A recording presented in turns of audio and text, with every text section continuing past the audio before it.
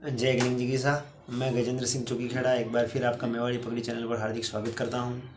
आज की इस वीडियो में मैं आपको निवेदन करूंगा तलवार के विभिन्न कोटियों में प्रकार और तलवार के विभिन्न अंगों के नाम और तलवार के रखरखाव के विषय में जो सामान्य जानकारी है उसके विषय में। तो सबसे पहले हम बात करते हैं तलवारों के प्रकार की। तो इसके दो आधार होते हैं, एक तो बनावट के आधार पर और दूसरा उपयोग के आधार पर। तो बनावट के आधार पर तलवारों के 3 प्रकार होते हैं।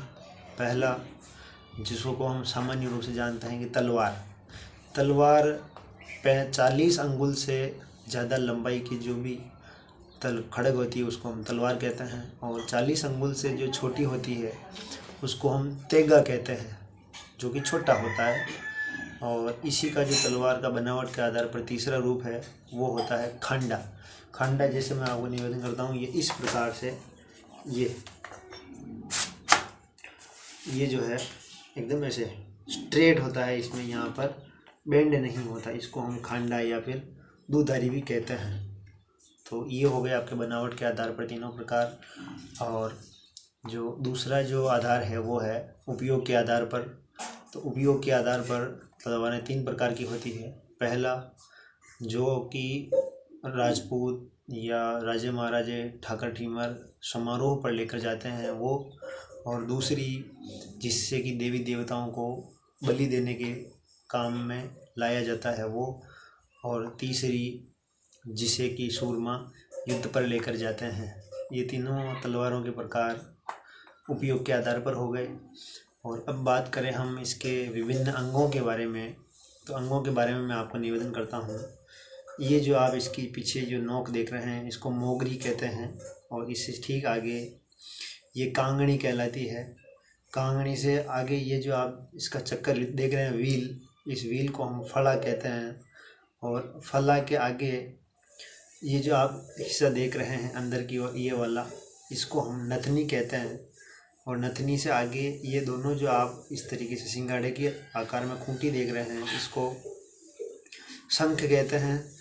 और जब इसको हॉरिजॉन्टल करते हैं तो यहाँ जो ये हल्का सा गुंबद है इसको हम जनेऊ कहते हैं। और जनेऊ के बाद में ये जो आप दोनों देख रहे हैं प्रोटेक्टिव जो नेल्स हैं इनको हम ठोला कहते हैं। और ठोला के आगे जो आप देख रहे हैं ये दोनों कलमनुमा जो ये दोनों आकार शेप हैं इनको हम नथनी कहते हैं।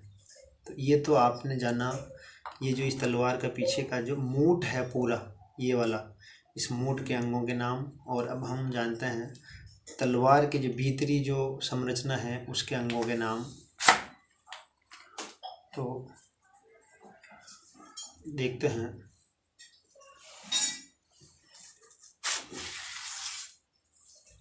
अब इसके भीतरी अंगों के विषय में आप देखें कि ये जो आप देख रहे हैं इसकी ऊपरी तरफ ये तो है धार, जो यहाँ से लेकर यहाँ तक है।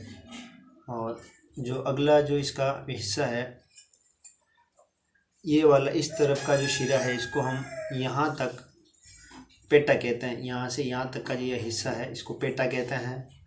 और इसके आगे जो ये जो धार वाला जो हिस्सा है ये जिसके ऊपर भी धार है ये, इसको हम पीपला कहते हैं।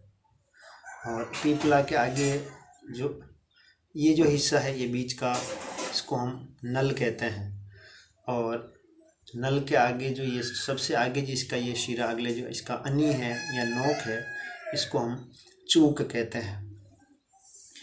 तो ये आपने जाना कि तलवार के विभिन्न अंगों के नाम और इसके उपयोग की विधि। और इसके साथ ही मैं आपको एक छोटा सा एक निवेदन और करता हूँ कि जब भी हम तलवार को उसके म्यान से अलग करते हैं तो वापस जब उसको म्यान में प्रवेश कराते हैं उससे पहले ऐसे म्यान के साथ उसको ऐसे टकराना आवश्यक होता है। और अगली बात, जब भी हम इसको म्यान में प्रवेश कराएं तो हमारी हथेलियाँ अंगुलियाँ इस प्रकार से उल्टी तरफ होनी चाहिए, यूँ।